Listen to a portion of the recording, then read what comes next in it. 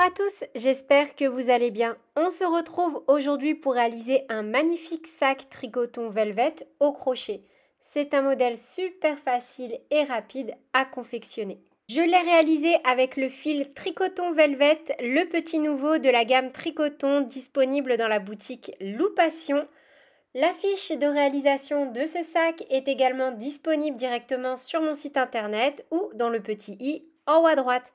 Donc au niveau du matériel, pour confectionner ce sac, donc de 27 cm de hauteur, j'ai utilisé 3 fils tricoton velvet et j'ai opté pour la couleur grège, un crochet numéro 4, 2 aimants de fermeture, une paire d'anses, un fond de sac que je vous montre juste après de 11 cm sur 31 cm, une aiguille à laine, un marqueur à laine et une petite paire de ciseaux. N'hésitez pas également à me rejoindre sur mes différents réseaux sociaux.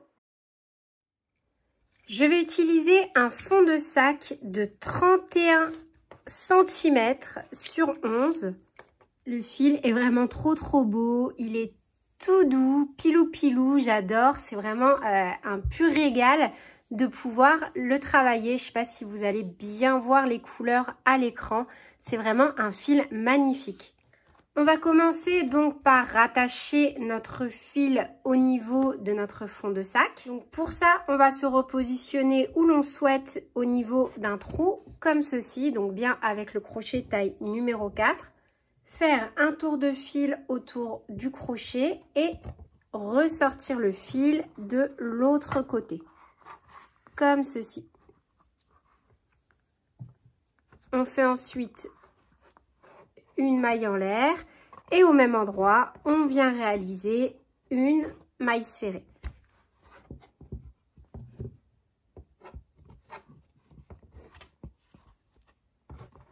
Et on vient mettre un petit marqueur sur les deux brins de la maille serrée. Comme ça au moins on est sûr de ne pas se tromper une fois qu'on aura terminé.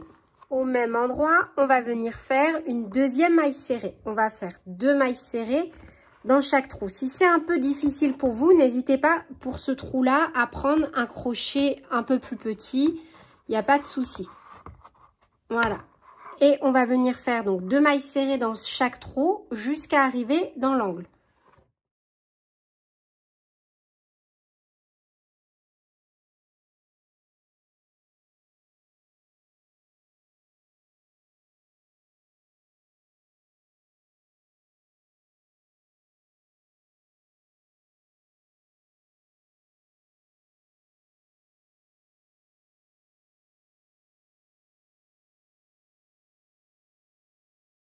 Dans l'angle et dans chaque angle, on va travailler 2 mailles serrées, une maille en l'air, 2 mailles serrées, donc dans le même trou. 2 mailles serrées, 1,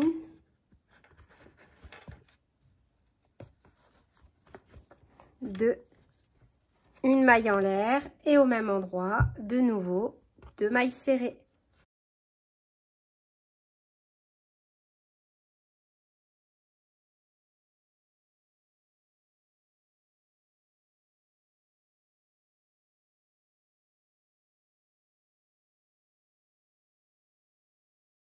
Et on va faire ça donc dans chaque angle.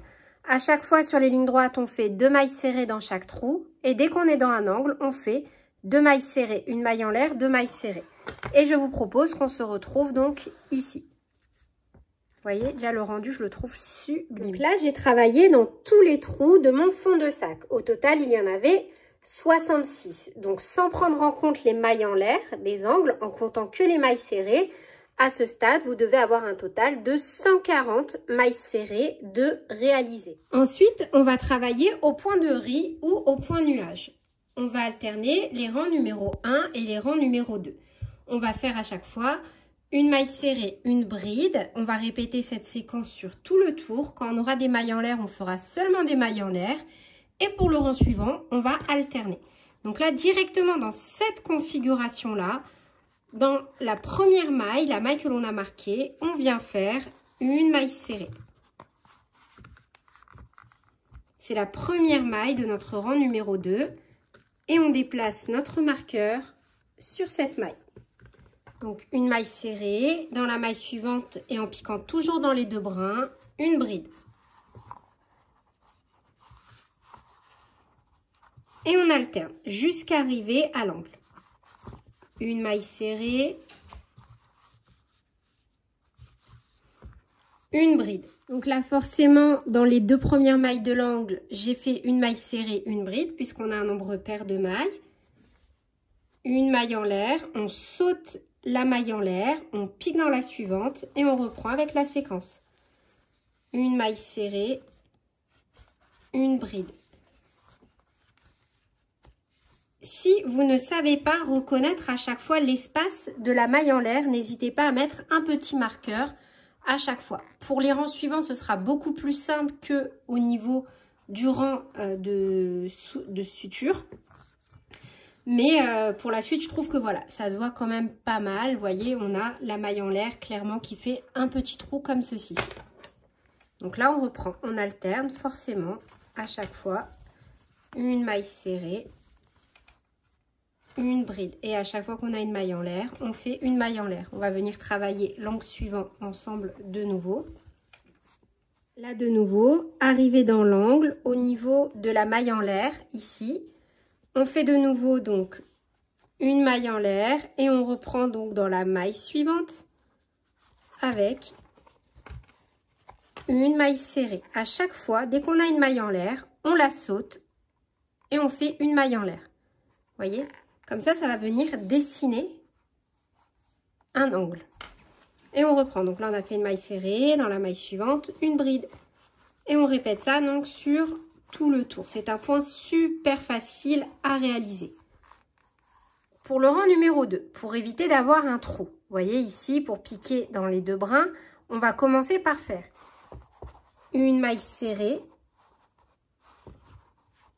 une maille en l'air qui compte comme notre première bride et on va venir piquer avec notre marqueur dans la maille en l'air. En procédant ainsi, ça va nous éviter d'avoir un trou ici. Après, vous faites comme vous voulez.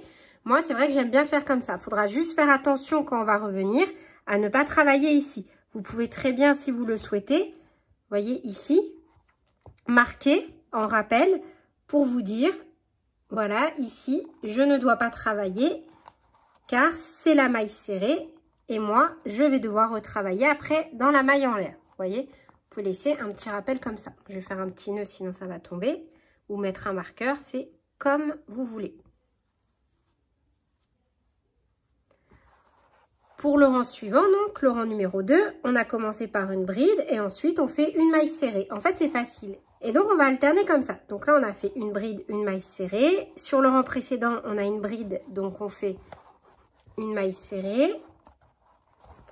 Sur le rang précédent, on a une maille serrée, donc on fait une bride, etc., etc. On va faire ça sur tout le tour. On alterne une maille serrée, une bride. Le but est de ne jamais faire, quand sur le rang précédent, on a une maille serrée, ne pas faire une maille serrée par-dessus. Et idem pour les brides. On va donc travailler comme ça et procéder exactement de la même façon, arriver à un angle. Pour être sûr, je vous propose donc de se retrouver au niveau du premier angle.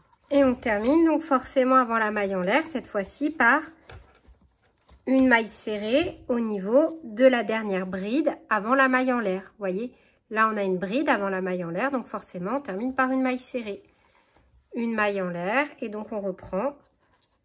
Vous voyez, ici on a une maille serrée, donc on saute la maille en l'air, on pique dans la maille suivante et on fait une bride. Et on alterne de nouveau. Donc ensuite, une maille serrée. Et on va alterner comme ça, du coup, sur tout notre ouvrage, jusqu'à avoir la hauteur que l'on souhaite.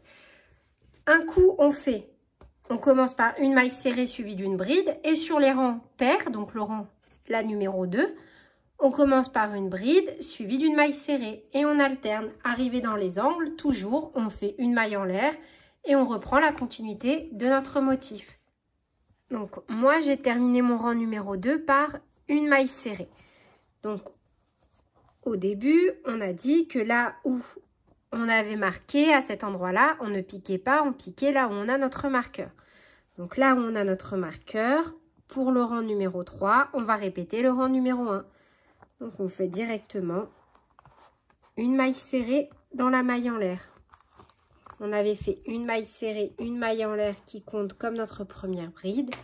On pique dans la maille en l'air, on fait une maille serrée.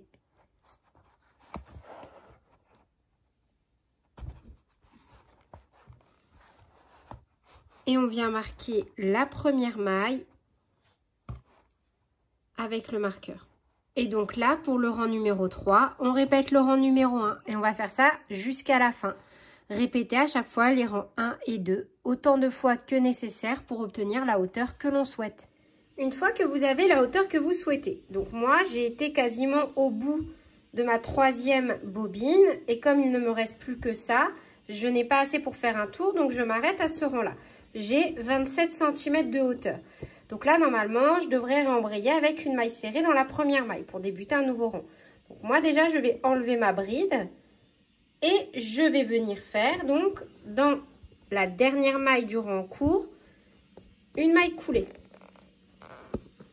Ensuite, dans cette configuration-là, je vais venir couper mon fil. Vous voyez, je laisse un peu de fil et je le coupe. Je le sors, je prends mon aiguille et dans la première maille, donc là où j'ai mon marqueur, je retire et ce fil, je viens déjà le passer dans les 2 brins de la première maille.